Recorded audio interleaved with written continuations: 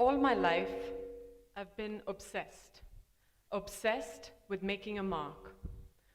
When and where didn't matter. All I knew is that I wanted to make an impact in whatever I did. The only problem was, I didn't know how. Questions like, what is my purpose? Why am I here? How do I add meaning to my life? These questions have plagued me for a long time. While I can't say I have all the answers even today, I have found some clarity by cutting through the noise, through the confusion, and distilling some of the lessons life has taught me along the way. The good news is that I learned fairly early, you don't have to be the smartest or the fastest to make a mark. You just have to be the most effective. For instance, in school, I wasn't the fastest or the tallest, but I co-captained our basketball team, not for my speed, but for my spirit and some talent too. In college in the US, the environment was extremely competitive. Academically, I wasn't the smartest kid in the classroom, but after 4 years of doing a ton of everything but studying, I had a consulting job in hand when many of the so-called smarter kids than I did not. Later on, when I found out that the company that hired me had selected only 4 out of 200 applicants, I went up to my boss and asked them what made them select me. The reasons he gave me are 2 of the most important recruiting tools I use even today when hiring new team members. The first was personality. As a consultant, the job entails a lot of travel, and teams often get stuck in airports due to long flight delays. So the selection criteria were simple. Would I want to be stuck with you in an airport? If the answer was yes, it was a check mark. They wanted people with pleasing and interesting personalities rather than just book smarts, luckily for me. The second reason was because I actually did my homework. When the company organized a recruiting event at our college campus, I prepped by researching the company inside out.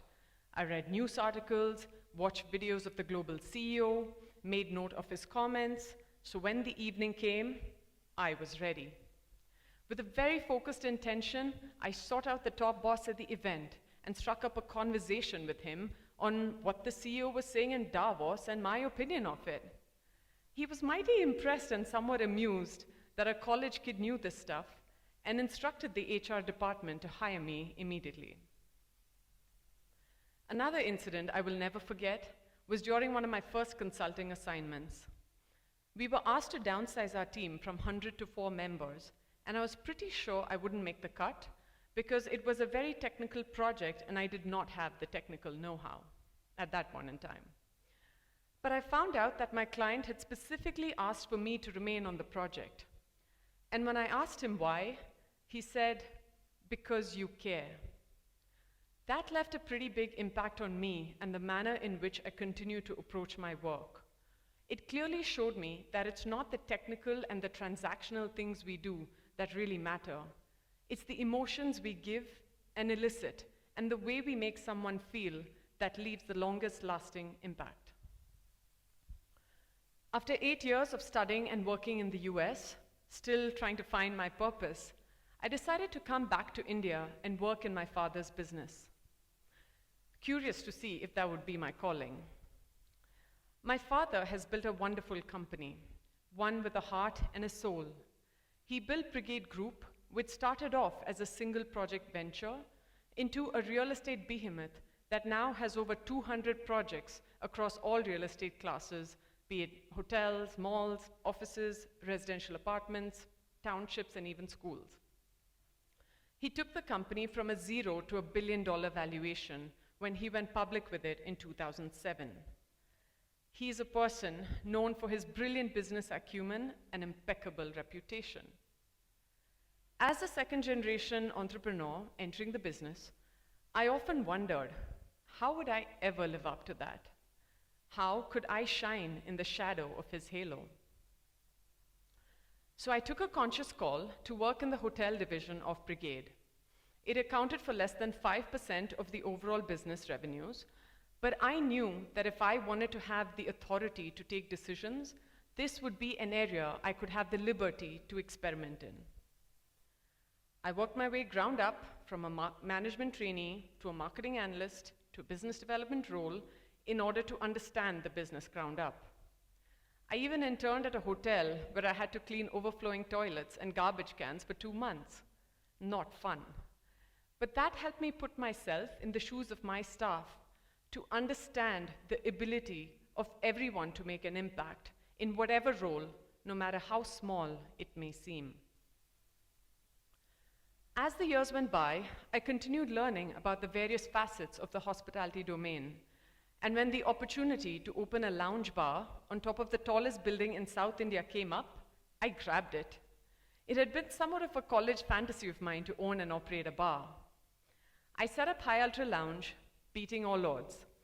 The same space had been offered to the top 10 restaurateurs in the country, and every one of them had rejected it, mainly because of the risk it entailed, its massive size and offbeat location. The consultants we hired to do the feasibility study gave such low projections that we shouldn't have been doing the project at all. I had had no exposure to the food and beverage domain, and I didn't know the first thing about opening a restaurant. But my father had always said, to succeed in any business, all you need is common sense and hard work. So with those words ringing in my head, my team and I conceptualized and executed the vision we had in mind. Within just a few months of opening, High became the highest grossing lounge bar in the city, outperforming the projections by 40% from what the experts had projected. I had used my lack of prior expertise to my advantage, as I was able to see everything with a fresh perspective from the customer's point of view and not really the expert's point of view. We managed to create a space with not just great food and beverage, but one with a great vibe, the X factor for any successful restaurant. Post the high of creating High, I wanted to find a way to create a larger impact on not just our company, but the entire industry. So I asked myself 3 questions. Where is this industry moving, and what will it look like 10 years from now? What am I doing to stay relevant, and how do I stay ahead of the curve? The answers to all 3 questions pointed me towards technology. My mind began to brim with multiple ideas on tackling some of the large-scale issues facing the real estate industry. While wondering which idea to work on first, it dawned on me one day that I didn't have to restrict myself to just one idea. If I set up an accelerator, I could work with multiple ideas at the same time. I just had to work with the startups who had already made headway into solving some of these problems and work towards scaling them up. Within 6 months of conceptualizing, I launched Asia's first real estate tech accelerator, Brigade Reap. It's been 2.5 years since we launched, and we've received over 1,000 applications, spoken to more than 500 companies, and accepted 25 disruptive startups into our program thus far. My amazing team has helped 60% of these startups work on live real estate projects, and 40% of them raise additional funds. The industry average for this figure is just 10%. Our startups provide solutions for all real estate players and not just Brigade. My goal is to accelerate 100 such startups within the next 5 years and work towards easing the issues that plague real estate, thereby impacting the entire industry. Technology cannot be ignored, especially when there is a desperate need for quality homes and projects to be delivered on time. But for some reason, no one had thought to create this sort of a live laboratory for adopting and implementing technology, especially in a sector that is so large and integral to the country's growth. It made me realize that ideas are dime a dozen. Execution is the key differentiator between having a vision and turning it into a reality. Through my work, I have come to acknowledge what my strengths are that allow me to make an impact. I'm good at conceptualizing, creating, and seeing an idea through completion. I love questioning the status quo, converting the "it should be like this" into why can't it be like that? And that's how my next venture came to be as well. The Art Cafe is situated on a bridge connecting a hotel to an office building. It had been lying empty for the last 5 to 6 years, and I wanted to bring it back to life. Being long and narrow, it lent itself best to an art gallery. But I wanted to combine a low footfall area like an art gallery into a buzzing, vibrant, high-energy space like a cafe, and hence the name Art Cafe. I wanted to turn the notion of a typical art gallery upside down by creating a space where one could sip on champagne, catch up with friends, have a cup of coffee, listen to hip-hop, all in the midst of high-quality, original Indian art. The location of the cafe would be on the bridge would be symbolic of not just connecting two spaces, but connecting two generations, baby boomers with millennials, connecting cultures, connecting passions, and connecting people. Like this, my journey keeps evolving as I find new ways to innovate and make an impact. I am now on my 4th venture called Buzzworks, a co-working brand that seeks to enter an already crowded market. But our business model will be different as we seek to impact the traditional office space, which is ripe for disruption. Finding ways to create a positive impact has brought a lot of purpose and meaning to my life. It's given me the drive to approach opportunities with innovation and creativity, the courage to think outside the box whenever obstacles come my way.